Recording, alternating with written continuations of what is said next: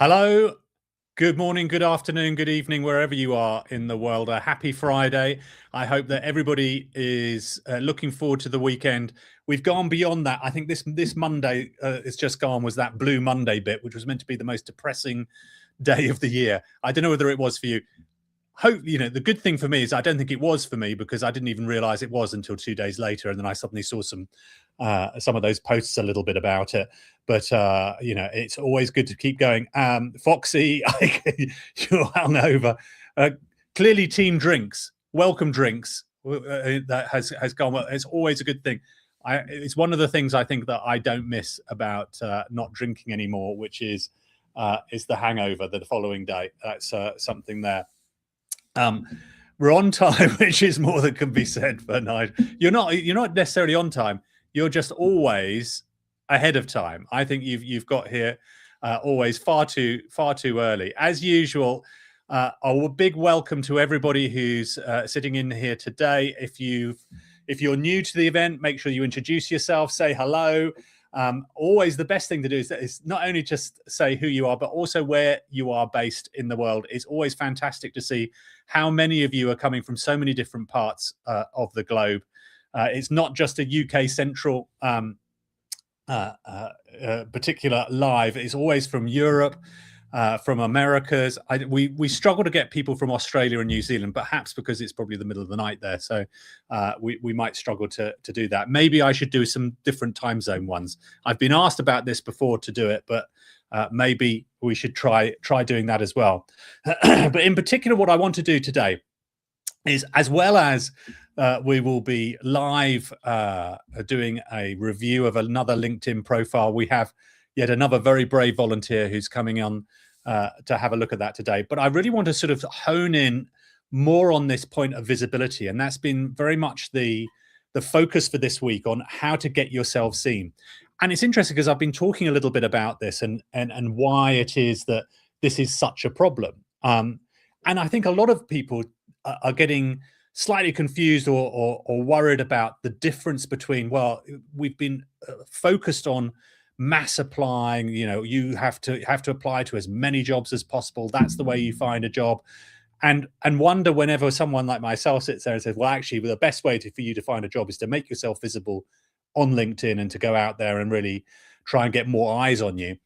Why has that become the number one thing to do in terms of your job search, as opposed to what we've done previously, which was always the apply to as many jobs? Well, the simple thing is that 10, 15 years ago, 20 years ago, there was no other option. In order for you to find a job, you had to just apply to jobs, and that was sort of it.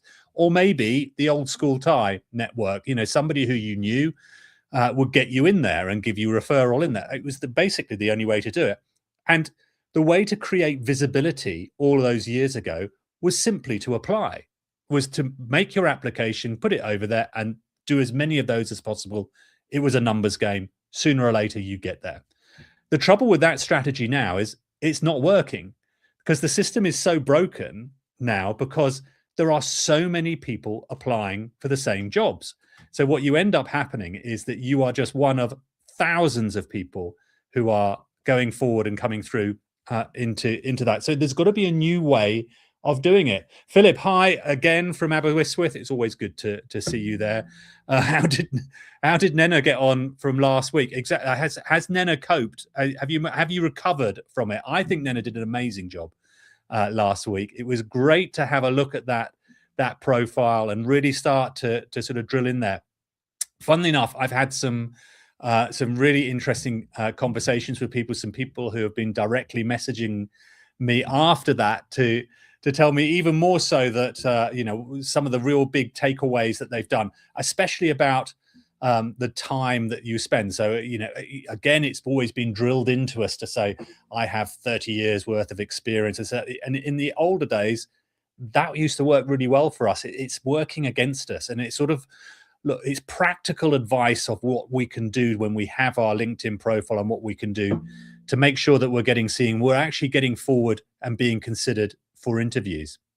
So before we get our guest on, what we're going to do is, look, let me just set the scene a little bit about why that LinkedIn profile is so important for you and what we can do practically to really try and help drive traffic towards us.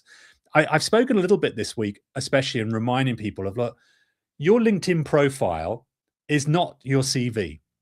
And I know that even maybe 10 years or so ago, when LinkedIn was sort of in its infancy, everybody used to give those of, oh yeah, just treat it like your CV. It's an online CV. And people are still sort of saying that.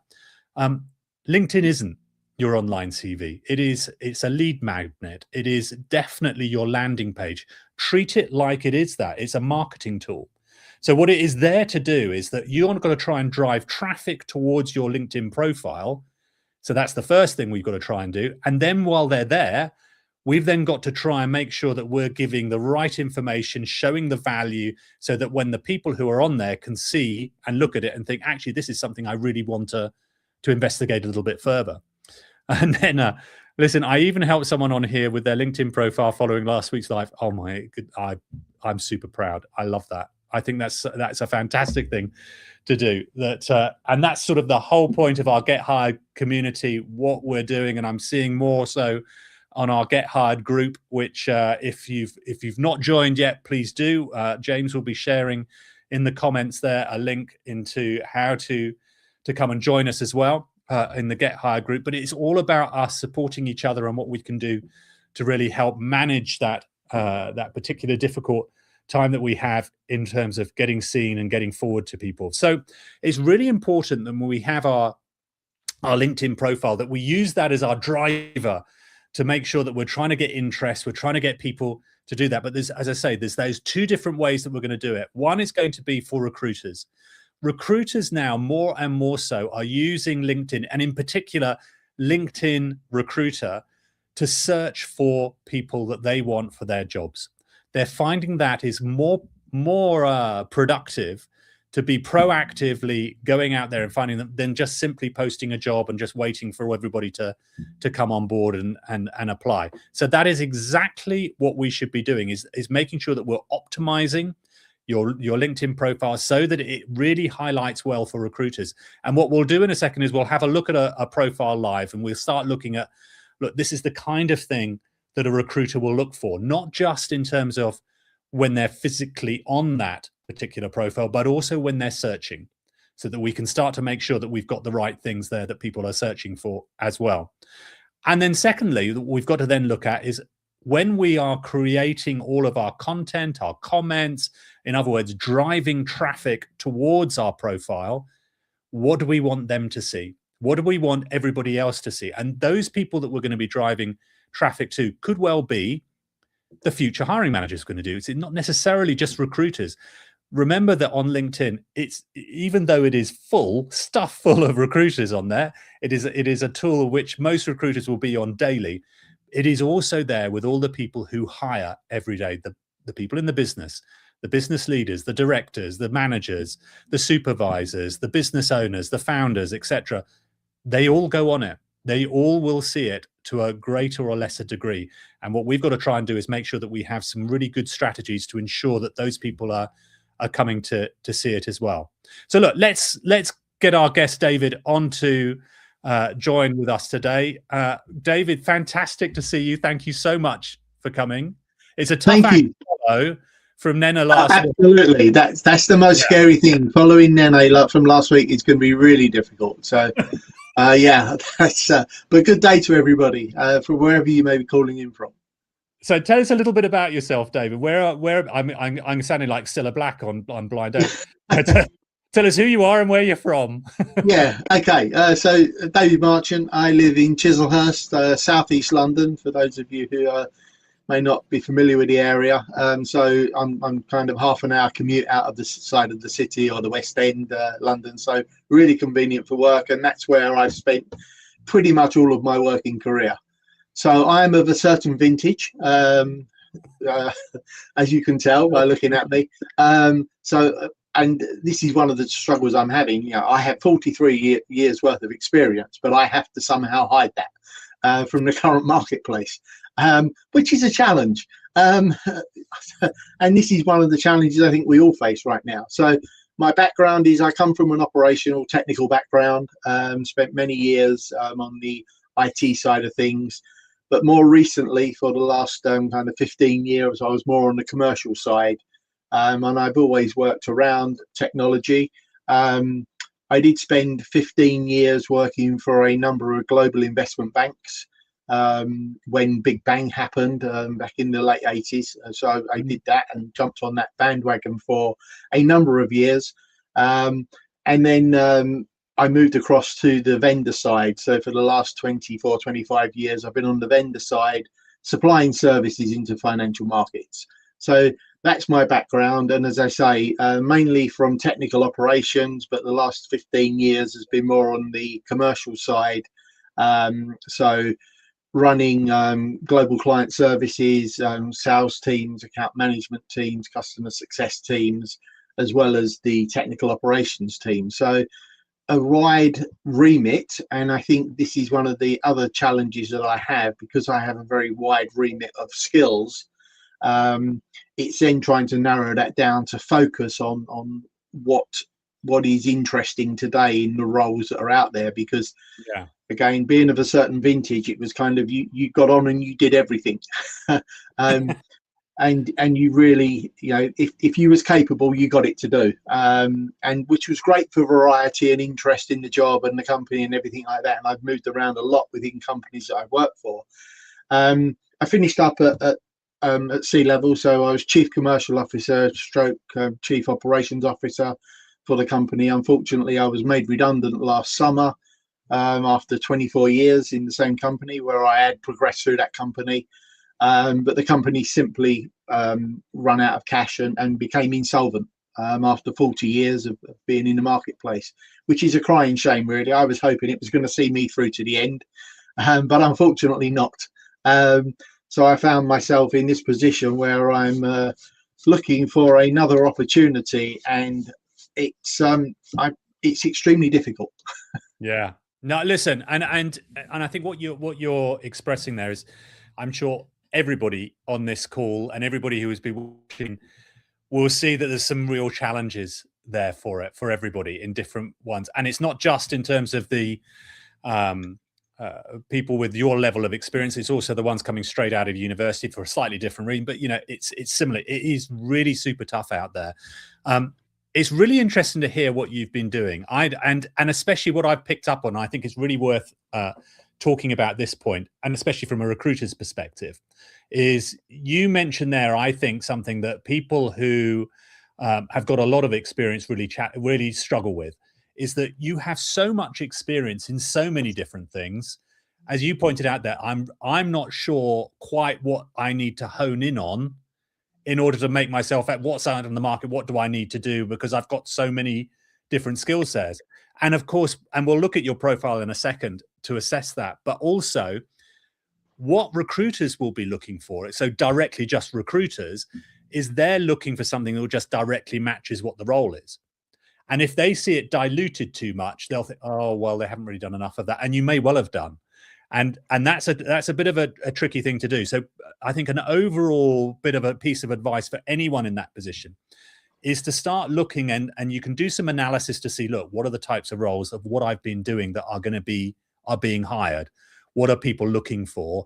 And then really hone in on that. So I think, people want to hire experts in that particular field. They want to see people who will add value. So yeah, we can look at that, and we can have a little look, and you can tweak on that side. You've told us what you've done. What will be really interesting is where you want to go. So okay, and that's where we come on to. So at the moment, picking up on that point there, Nigel, where you mentioned it, I've kind of got 3 CVs at the moment, depending on what type of role that I'm going to be progressing. Now, each of those may need tweaking, but I've got 3 different boilerplates for different avenues. One is very technical and down the operational route. One is very much commercial and down the sales commercial route, and the other one is what I'm pursuing now, bringing onto that. So the link into that is I see my future now as really moving into sort of like the consultancy advisory way, and ultimately what I'd like to become is like NED, non-exec directors of companies. And I have I am doing my corporate governance training, and I'm hoping that, well, I'm at the final stages of the course now, which I'm doing through the Institute of Directors, and I will be doing the exam this afternoon. If I can, as long as I come down off of this, okay, that'll be the final exam. So I'll have that qualification. You can see in the background now, I've actually, this is my new company, Clearview Advisory Partners, which I set up recently. I haven't launched it as such yet because I want to get this qualification out of the way and under my belt, but moving forward. And that's what's difficult, I find, about LinkedIn, because how do you have that balance about the skills that you have that you've brought through and your previous employment that everyone looks for on LinkedIn, but also then how do you promote what it is that you want to do in the future and where you want to go to? And it's trying to find that balancing act on LinkedIn. It's easier with a CV because you can have distinct styles of CV, but LinkedIn, as you say, your landing page has to demonstrate all of that, and that's the bit I probably struggle with the most. Oh yeah, no, I absolutely. So look, let's have a little look. So let's bring up your profile here, and we can have a little look through that as well. And look, what I would encourage also is for everybody else on the call, have a look as well, contribute as well. Tell us what you think from what we've all been doing. So, because I think what's really good is the fact that so many of you have got involved in terms of looking at these profiles and hopefully all picking up a few ideas as we've been going along. But give your opinions on it as well. See what you think we could change, what you think looks great. And look, I think, generally speaking, having had a look at it already, there's some really good stuff on here as well. So it's not like you're going to have to completely rewrite this at all. So look, let's have a little look here and see what we've got. So there we go. Nice, good picture of yourself there. I don't think it does you justice because you're looking very, very, very strong and powerful in the screen there. So maybe we could update it, but it looks fantastic there. So I don't think you've got any problem with that. Nice and good eye. And it's always good to say, look, if you've not got a picture of yourself, try and get it. There's several that you can do to make itself look as professional as possible. Don't be fearful of it. Mobile phones now have an amazing camera technology. So get somebody friendly to take you a nice picture. You can have a fairly clear background, but you can try and make it a real mixture of yourself, relax, but also professional. You can do that. What you don't want to do, as I've said a million times, is don't feel tempted to do the bit of when you were at a wedding and you just happen to be wearing a suit and or you got a bit of a drink in your hand or something like that. Perhaps not. So just take a little bit of time to get them done. You can take lots of them, and there's so many different tools now to make yourself look amazing. So always good. But that looks pretty good. So I don't think there's any issue there. And then you've got up here very similar to what you've spoken about. So you've sort of talked a little bit in your banner up here of commercial operational leadership, SaaS transformation, business consulting. You're going straight into it. So role sort. You're saying this is what I'm looking for. This is what you're after. You put a highlight here of 7 million annual recurring revenue, 60% cost reduction delivered, and 20 plus years global leadership. So we've got that up there, and then you've got your about. And I'm just sort of showing you exactly what, as a recruiter, what will end up. If I'm going straight onto a profile, I'll see all of that, so I can see what it is. I'll see that very briefly, but then I'll probably go straight here to see the about section, and I'll scan it. Excellent leadership skill. Okay, yeah, that's fine. Okay, there's it sort of reads as fairly, without being rude, fairly generic. So it could be the same. A lot of people probably put that same thing up. I personally tend to have a quick look to see, is there much activity going on? Not all recruiters will, but sometimes they will do. Most recruiters are quite nosy. So they'll quite happily go and have a look there. But what they'll do is go straight down to experience and have a look there. So that's sort of where they tend to go. Chief Commercial Officer at Speakerbus. And here we've got and now the bit that's really strikes me early from a recruiter point of view is you've spoken about that. So I can see 7 million in recurring revenue. I also saw that achieve 60% cost savings. So I'd be quite interested in that, because that's something I'd probably want to talk about from that point of view. And also this here, yielded savings of 100,000 per month over an 18-month period. So those are the things that automatically that appeals to me as a recruiter, because there's a couple of value added sort of things that the business would be quite interested in. And then you've got down here your other ones now, albeit obviously they were a while ago. Yes. So obviously there's nothing else that you've put. So you've not expanded in any of that at all.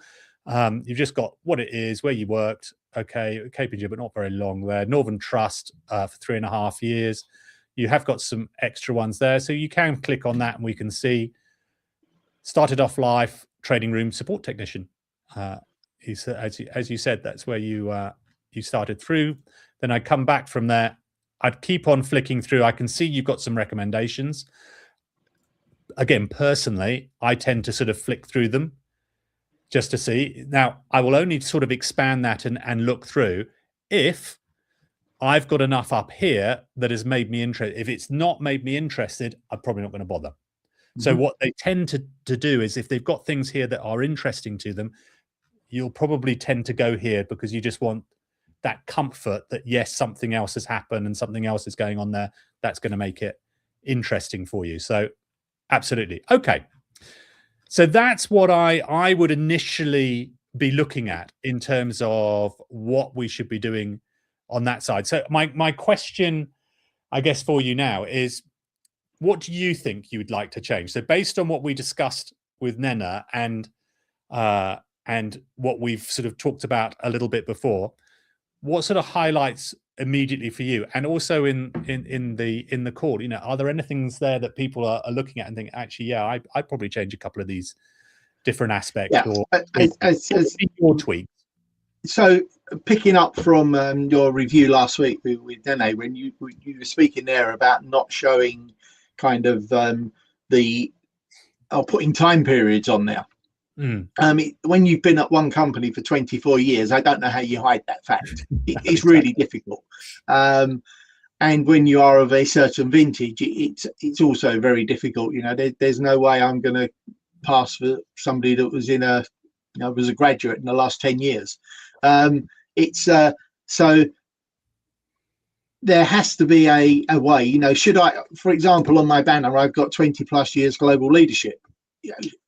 Should I take off the 20+ years and just have global leadership? Well, you're getting there. Absolutely. Look, you know, from my advice would be is that you don't, you know, and what I always tell people and my clients in the business, so when they're asking, because it's a natural thing that people tend to do, is they'll say, I want somebody who's got, let's say your one, whatever it was, 20 odd years, 20 years leadership, or was it 28? I'm so sorry, I can't see. 20 plus years you've got there.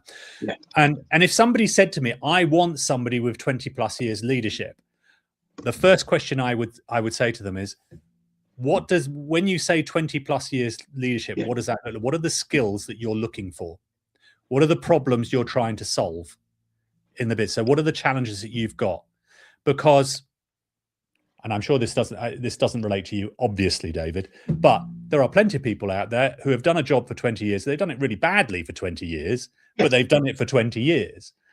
So time in a job is no guarantee that somebody's good at a job, but the skills that you've acquired, the value that you've done. So like what I picked up about the 60% cost reduction, etc. Those are the things that are super valuable.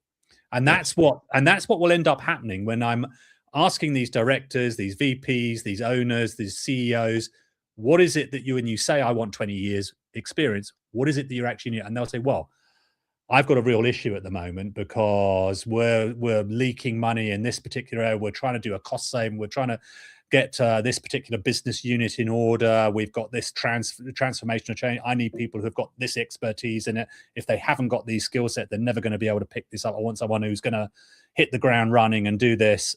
That is therefore what I would then try and do. So what I would advise here is, it's not about hiding how long you've been doing something. And I do not advocate that you need to do that. So you don't need to hide that. Be proud of the fact that I've been at this company for 20 years. That's great. But what people want to know is, what did you achieve? What were the things that you did, like cost saving, like revenue generation, etc.? How you grew a business. all of those bits are going to be something that is absolutely going to help you. Pauline, yeah, thanks very much. The unpopular view, I love that. Always love an unpopular view. I see a lot of banners as described, but I actually dislike them. Is that a must do? And I just have to suck it up, or another approach can be used? Look, you use those banners, and it's a great question, and I think it's relevant for this. It's the first thing that somebody can see in there. So it's sort of like, well, what messaging do you want to do? And it can be a number of different things that you want to drive. It's about driving attention. So don't forget, your LinkedIn profile, it's a marketing tool. It's a landing page. So it's sort of treating like that. So what you're trying to do is you're trying to lure people in to look a little bit more. So if you can imagine, you've got here that the first thing you see is it like this. It's sort of the first top bit here, I can see that. And then people start scrolling down. But they'll only scroll down if they've got things that are going to be pulling them into that. So this banner here is not here to tell you everything that they're about to see in your LinkedIn profile. It's basically there to whet the appetite. It's the starter in the meal. It's the really nice bit that's going to try and move you into looking in your profile in more detail. It's there literally to drive traffic forward, not to tell the whole story. I often use that analogy of the movie trailer and not the movie. The banner is the movie trailer for the LinkedIn profile, which is the movie. So use it sort of in that proportion. And what you put in there, 100% is down to you. It's got to be what's valuable to you. But what I've got to do is to try and get some interest. For you, David, the things that are going to be interesting are those value adds. Obviously, the struggle you've got is a little bit, as you admitted, you said, oh, I've got 3 different CVs because of different areas to do. Obviously, we can't do that here. So what we've got to try and do is, rather than treat this as a CV, we treat this as a marketing document. We're treating this as something that's showing value, that shows what you can achieve for another company that they want to see now. So you'll have to see what are the kind of issues that are happening in your industry. Philip, we've got a point here from Philip as well. What if you're unable to get those KPIs or AKRs in all the roles? Clearly want to show the benefits and results, but no numbers. Yeah, I mean, that's a really good point as well. And especially in sort of more commercially sensitive. And look, you don't have to obviously divulge that you've been doing business with XYZ company or specifically what the numbers are. Percentages are a really good way of getting around that.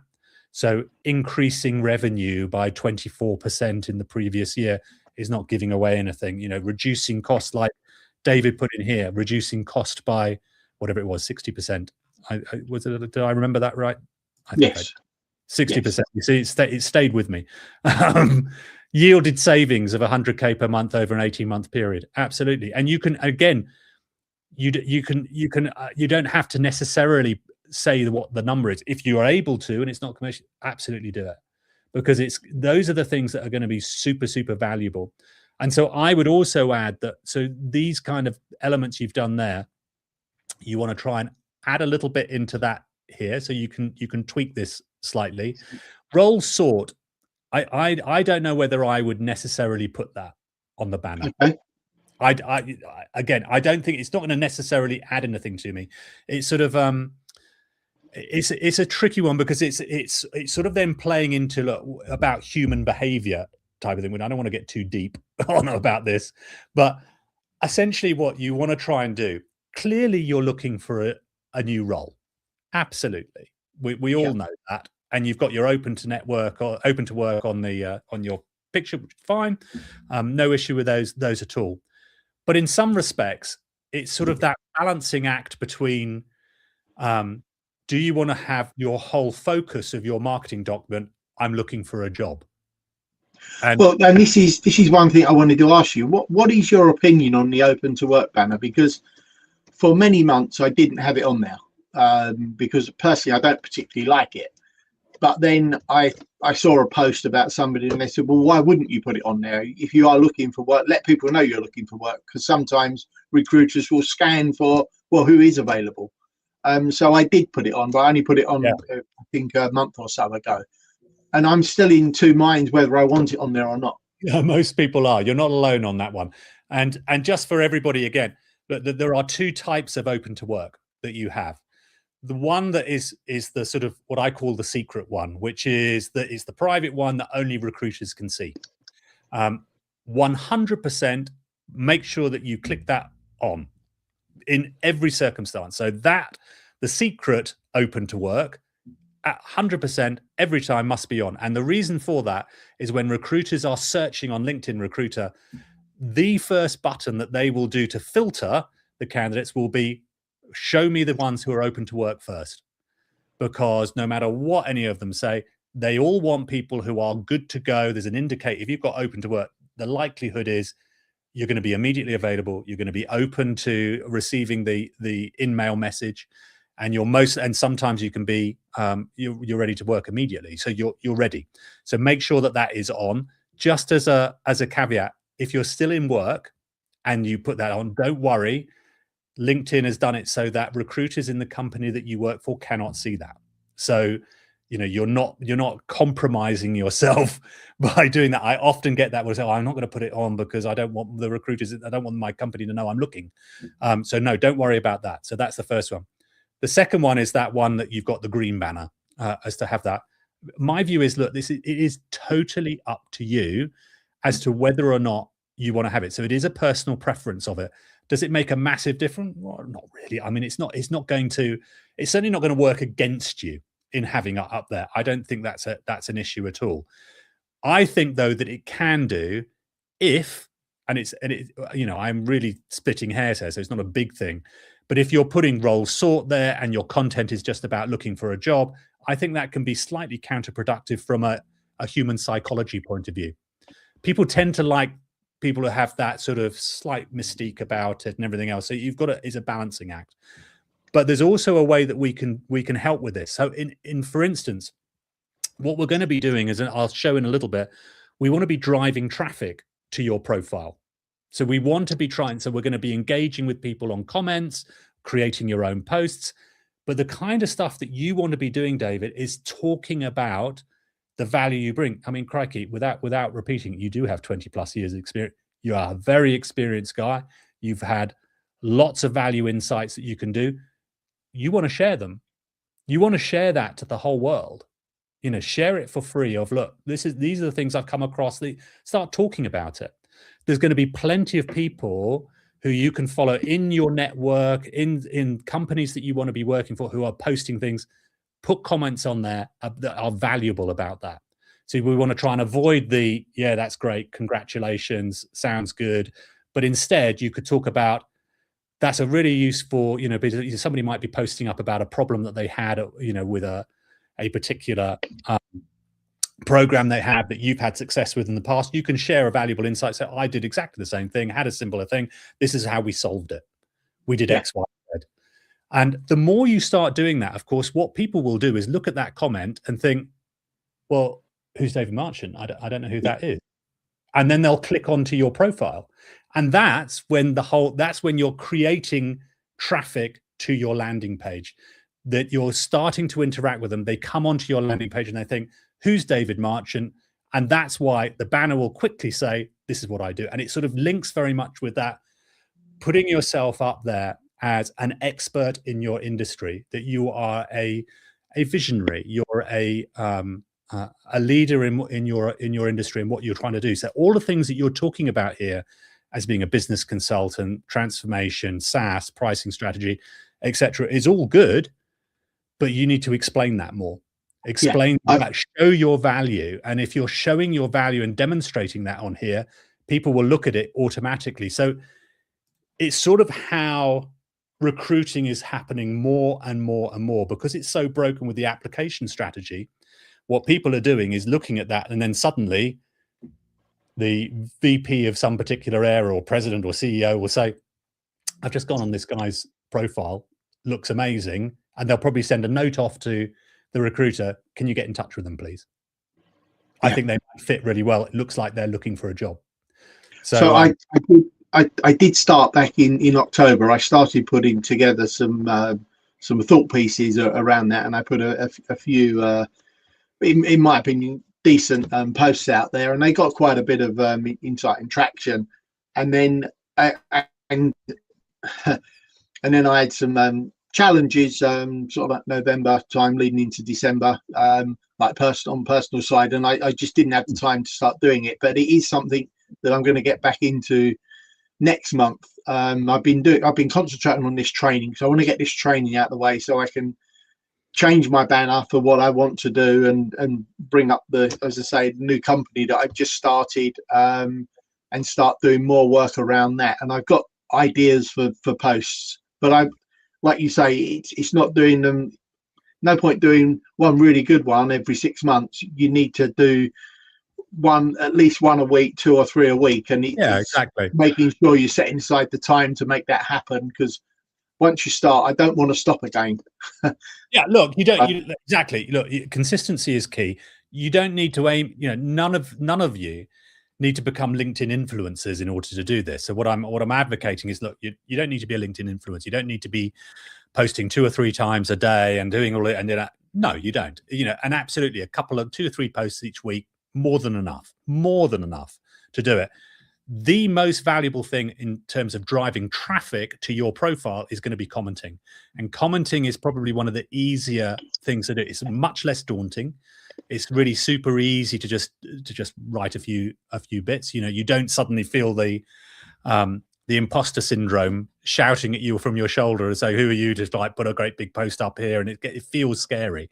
So, but commenting, you just don't have that at all. It feels far less intimidating, but it is super powerful.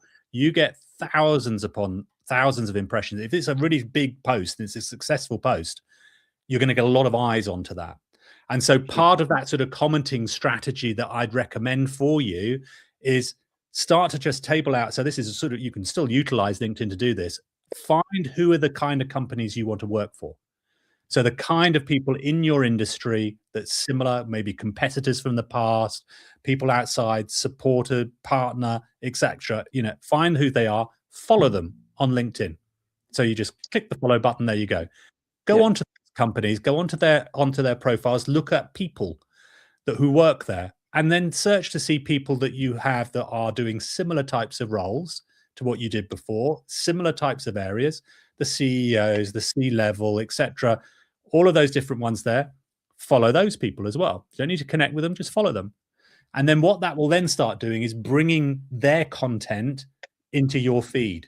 And that's when you see their content. And I would be tabling some time in your diary each day for, I'm going to spend half an hour doing just scrolling through LinkedIn and doing some comments every day to do that.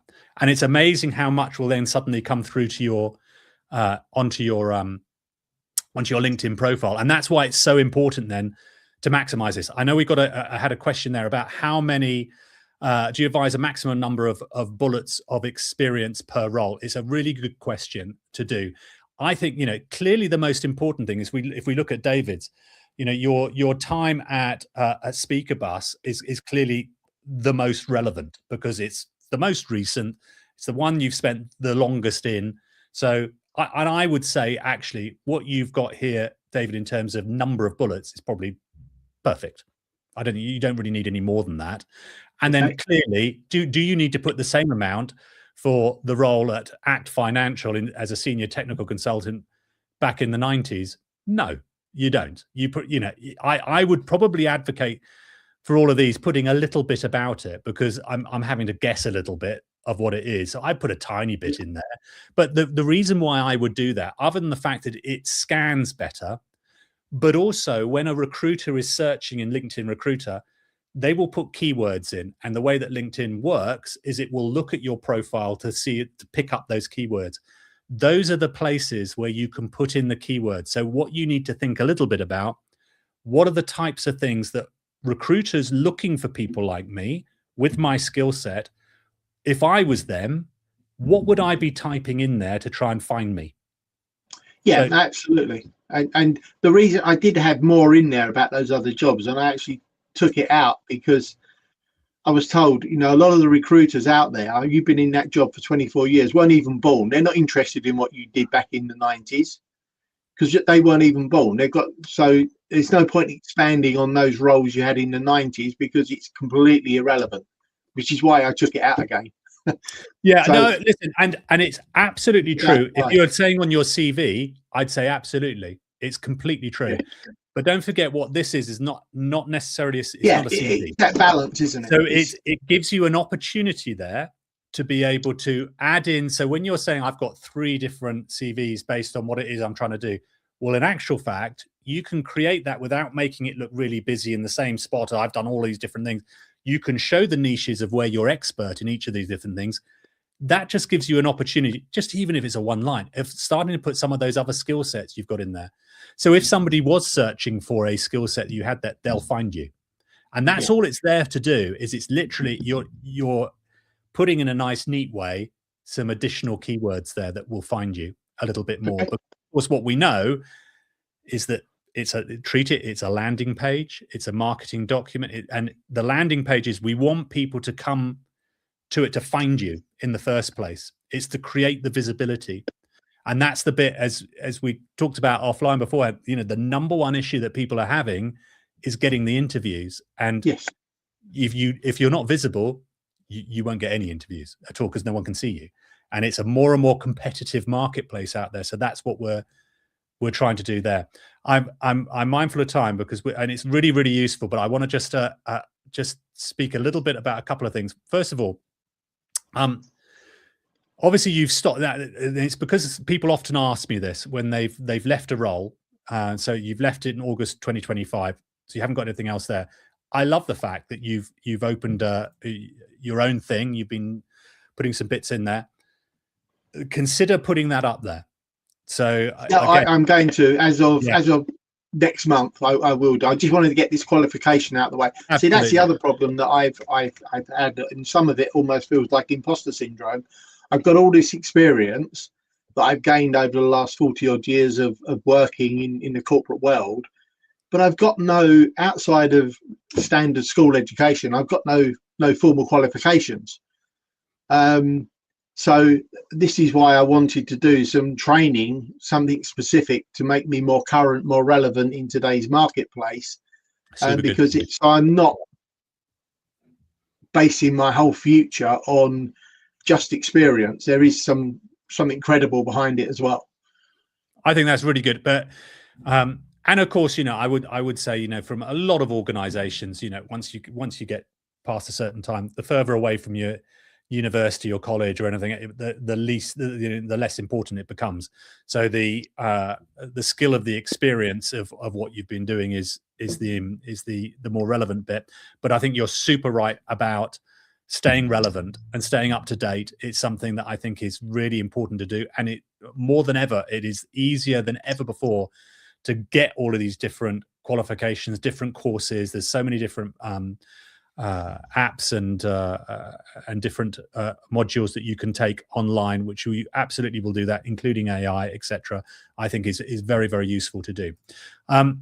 And then finally, the last piece is here. You've put the recommendations. I love the fact that you've got some recommendations here, and they're recent as well. Really good. So thanks for doing that as well. So that's what I would tend to do from that point of view of sort of tweaking your profile. There's not a lot to do. I have to hasten to add, but there's little things that you can do there to sort of summarize. The key point here I mentioned last week is think of how you try and think of your LinkedIn profile about where you want to go rather than what you used to do. And yes, you have to put there of things you had to do, but always think of it of a mindset of, what are people looking for? What is the value that I'm going to show to somebody that I can give to you? What problems do I solve for people? Yeah, absolutely. And that's why people are hiring. Generally speaking, people are advertising for a role because something's gone desperately wrong and they need to solve it. Yes. They need to solve an issue, and it might just be, well, I've lost somebody and I'm right in the cactus now. How do I solve that? I need to find someone, otherwise I'm stuffed. Or we're losing money left, right, and center. I need to get somebody in to plug that gap. Or I've not got enough revenue. I need to get somebody who's really good at getting revenue and doing that kind of thing. You've got to demonstrate that. And everybody needs to do that, of show value always. And above all else, once you've optimized your profile and you've done that, get commenting. I think that's, you can almost forget about the posts to a degree. treat that comments as those as micro posts. You know, it is the most powerful. I know Nena will have a coronary if I say that you've got to try and get 10 to 20 comments every single day. But you know, aim big. Try and get sort of 10 good comments every single day that you can do, and 10 is sort of manageable. Yeah. And it becomes easier as you do. Carolyn, as well, as you say, I endorse the advice that commenting drives profile views. I'm tending to find that any sensible, thoughtfully articulated, substantive comments prompts at least one person to view my profile. Absolutely. It really does drive good traffic to you, and gets a lot more visibility. David, thank you so much. I really appreciate it. It's super valuable. I know we spent a little bit more time going through it, but thank you for being our second volunteer. If anybody else wants to volunteer, by the way, please do. Feel free. As you can see, I think I'm fairly gentle in my critique. Absolutely. Thank you very much, Nigel. Much appreciated. Thanks a lot. Thank you everyone for listening. Hope you didn't find it too boring. And best of luck with us. Best of luck this afternoon. I hope it all goes well and you get the good certification. Let everyone know how it goes. It'd be great to see. I will do. Cheers. Thank you. So look, thank you all so much. I think that's been really, really useful. Hopefully, look, really, really helps in terms of how you can really hone your profile and what we need to do. And don't be afraid. You know, I perennially tweak mine all the time. I think it's really important to continue to do it, to continue to do that.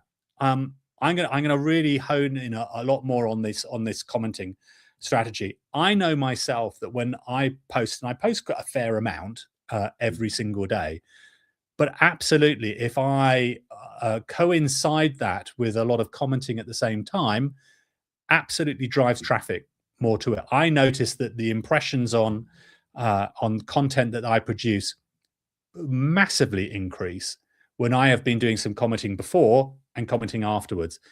I don't know whether the LinkedIn algorithm likes that and does that. It might well do. But what I do know is that absolutely happens. So get commenting. If you take anything away from this, you know, I think a task that I would set everybody to try and do for this next few days, go and optimize your profile. Have a look at what we've been talking about. Tweak it. You don't need to do the whole lot. Maybe just say, I'm just going to do one little section, whether it's the banner, whether it's your about me section, whether it's about my my job experience as well.